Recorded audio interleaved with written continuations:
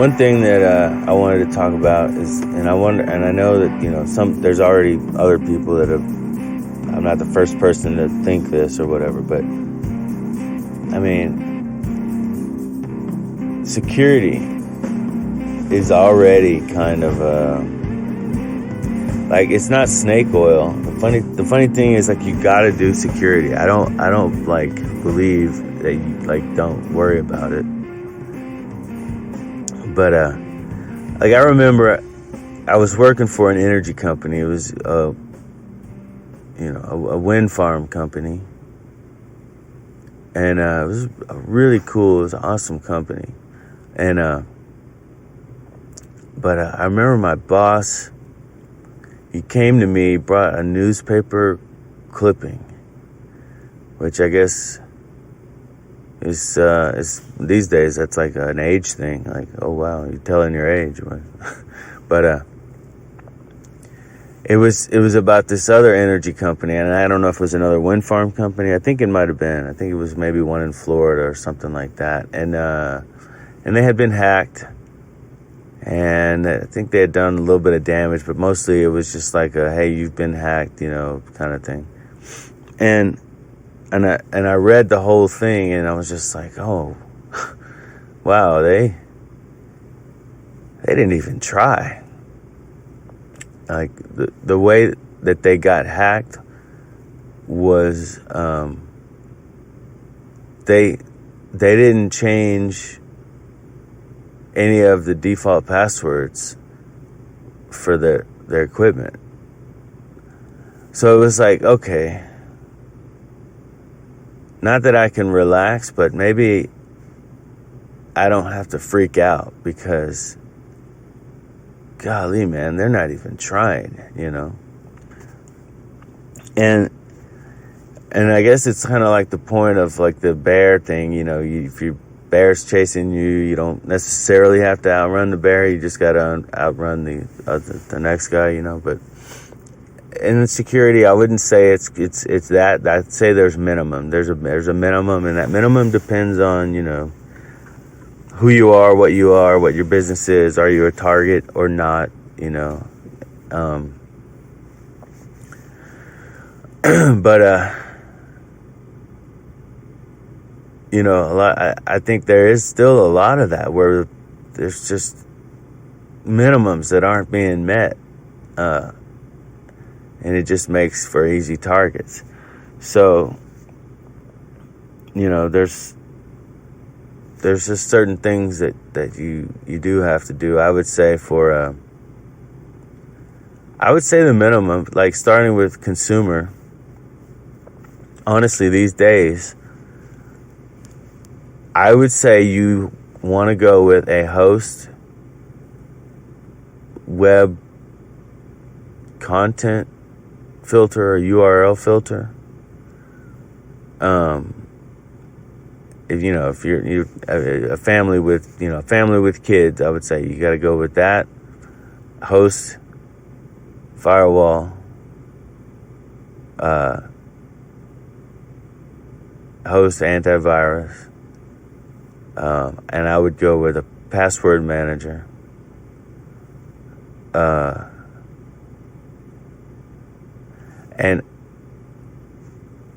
I would still say that you should have a network firewall. Although the question of, that's actually what I was bringing up. I was trying to come back around to that. But the firewall thing, the perimeter firewall, like, how much sense does it make?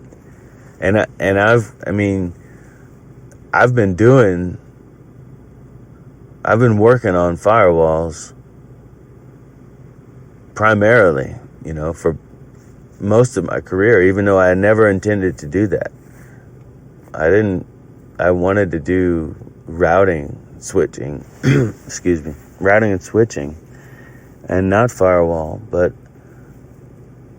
that was the majority of what I've been doing for the last 10 years is firewall and security. And knowing that it does add some protection, but also knowing, and this not just me, but all of my colleagues and coworkers, It's like, what is a firewall doing for you, really? But it does, But it's like this. It's like, okay, and this is, for some people know, and some people know more than others about what a firewall does. But if you have a firewall that's really secure and set up with tight security, you can't do much. For instance, if you could just say a firewall that doesn't allow anything, and it's kind of pointless. But so then you probably would want to allow the people that are inside your network to get out and go to the internet using their web browser using the ports 80 and 443, which is HTTP and secure HTTP, right? So you allow that, and let's say that's all you allow, just to go to the internet, get to your bank, or get to order materials or whatever. If we're talking business or consumer, sorry, I guess I lose track. But so once you've done that, now you've got a firewall that allows access. So you got a usable network now, and you can go to your bank, but you can go to pretty much anywhere on the internet. So you could go in somewhere and click on some sale, some ad where they've got business suits, tennis shoes, and tennis rackets for 50% off, and you click on it, and then it takes you to somewhere, and it downloads some hidden file and runs some script, and you may not know. You may never know. So you got to have something that detects that, right? But before that, well, why not have something that maybe already knows that ad is bad, that ad is bad, and blocks the ad, right? But before that, maybe, depending on where you were going, once you left your banking site and went browsing, before you even clicked on the ad, maybe it knows, oh, this whole page is it's got a bad reputation, so it stops you from going to that page. So you don't go to the page, you don't click on the ad. This is good news. This is good stuff. And it's something that, now firewalls are starting to add this kind of protection to them. But what happens when you take your company laptop, or even your personal laptop, if you got a firewall at home, or even one of those firewalls that comes with your DSL or whatever, you take that laptop away from home and go to the coffee shop, now you've got no firewall. So the good news is, if you've got some host, something running on that host, on that PC, on that laptop, then it doesn't matter where you are. If you're down at the coffee shop or at the airport or whatever, you go to that website, you go to that, click on that ad, but you're not going to get the website if its reputation is bad. Excuse me. And if the website's reputation is fine, but there's an ad there, you won't see the ad. You'll see some message in place, usually, that says, something, this ad has been blocked or something. But I mean, that's the kind of protection that you need these days, along with the firewall. It's not useless. I'm not saying that, because for sure there are targeted attacks where, for whatever reason, you may be a target because of the type of business you have, or amount of money you have, or your social, your popularity. It could be a lot of different things, okay? But